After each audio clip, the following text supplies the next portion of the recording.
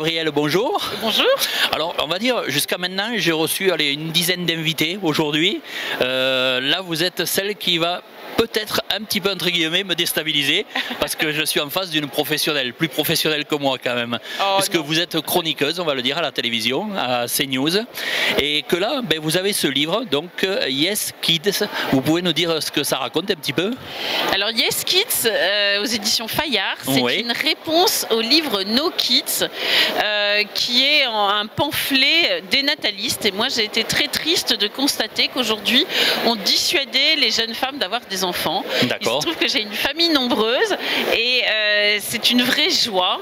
Et je tenais à en faire part parce que je me dis que si tout le monde répète à longueur de journée que c'est une charge, c'est difficile, que c'est compliqué, que les femmes doivent tout sacrifier sans aucun retour, eh bien évidemment ça dissuade tout le monde. C'est comme quand vous êtes en haut d'une piste noire ou pas d'ailleurs au ski, et quand si on vous dit vous allez vous casser une jambe, vous allez voir ça va être atroce, bah, vous n'y allez pas. En revanche, si on vous dit vas-y, tu vas voir des paysages magnifiques, quelquefois dans les tournants, bon, tu peux avoir des petites émotions, mais ça va être une aventure fantastique, et bien vous y allez. Alors c'est ce que j'ai voulu dire aux femmes. Voilà. D'accord. Ça vous a pris combien de temps cet ouvrage?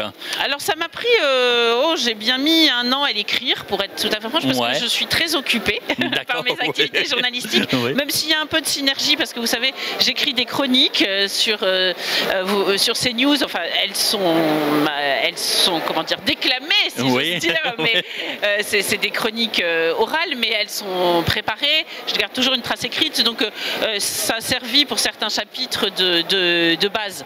Mais c'est vrai que ça demande quand même du temps pour tout rassembler, vérifier bien toutes les sources, de travailler avec l'éditeur, parce que Fayard fait un travail formidable de conseils, de rigueur. Donc oui, il a bien fallu 1 an. Voilà, parce que c'est aux éditions Fayard.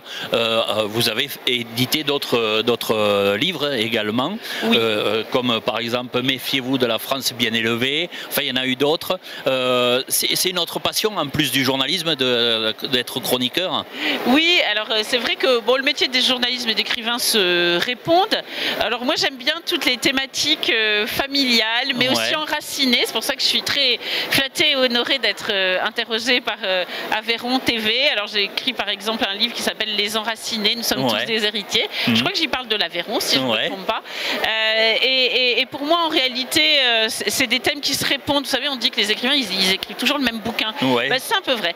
Et pour parler de famille nombreuse, mon grand-père, qui était aveyronnais, puisque ma famille est originaire de Buzins, aussi loin que remontent les... C'est ce que j'allais vous dire, Cluzel, c'est un peu aveyronnais. C'est carrément aveyronnais. Aussi loin que remontent les registres baptismaux, eh bien, il était d'une famille de 11 enfants. D'accord. C'est amusant. Donc nous sommes plein de cousins, nous nous entendons très bien, et même si nous vivons pour beaucoup en région parisienne, ben, nous aimons à nous retrouver en Aveyron.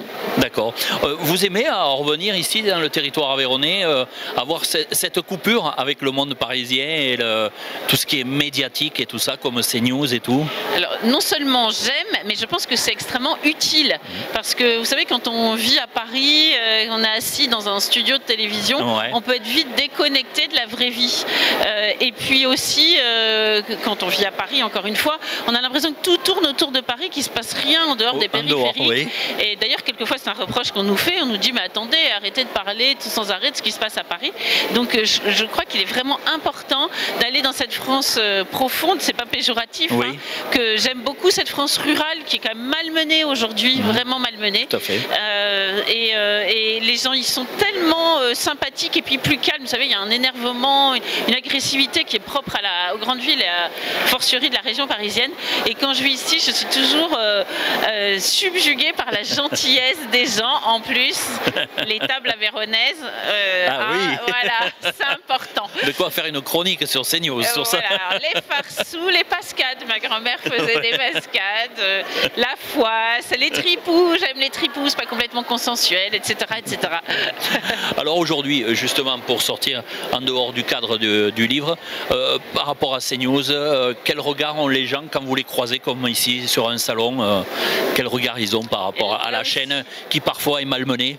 écoutez, je crois précisément que si la chaîne est malmenée parfois par les élites parisiennes, eh bien, je crois qu'elle est très appréciée par les gens d'ici, en tout cas si j'en crois les réflexions que j'ai, enfin les réflexions au sens du terme, c'est-à-dire que beaucoup de gens viennent me dire « Ah bah vous embrasserez pour nous Christine Kelly, Pascal Praud, etc. » Et non, je crois qu'ils aiment beaucoup CNews, et CNews s'attache à parler d'eux. Vous savez, récemment on a mis en avant, alors c'était pas il était du Lot-et-Garonne, il n'était pas Véronais, mais un petit paysan qui voulait reprendre la ferme de ses grands-parents. Nous avons à cœur de mettre en avant cette France rurale oubliée qui est celle de nos ancêtres, et puis qui n'a pas seulement cultivé les champs. Hein. Moi je répète souvent que les poilus de 14, c'était pour la plupart d'entre eux des paysans. Enfin, c'est eux qui ont fait la France. Il y a qu'à voir dans les villages aveyronnais, le moindre petit monument aux morts. Des Cluzel, il y en a, je peux vous dire, sur les monuments aux morts à Véronais. Des Louis, des Charles, des Jules, tout ce qu'on veut. Et il ne faut pas oublier cette France-là. La vraie France, c'est celle-là. D'accord. Bon, mais merci d'être venu nous présenter. On aura l'occasion de donner toutes les coordonnées au niveau du site et tout ça, si on veut se procurer le livre. Et on aura, j'espère, l'occasion un jour de vous retrouver avec nous. Voilà. Merci à vous et vive l'Aveyron. Merci beaucoup, merci.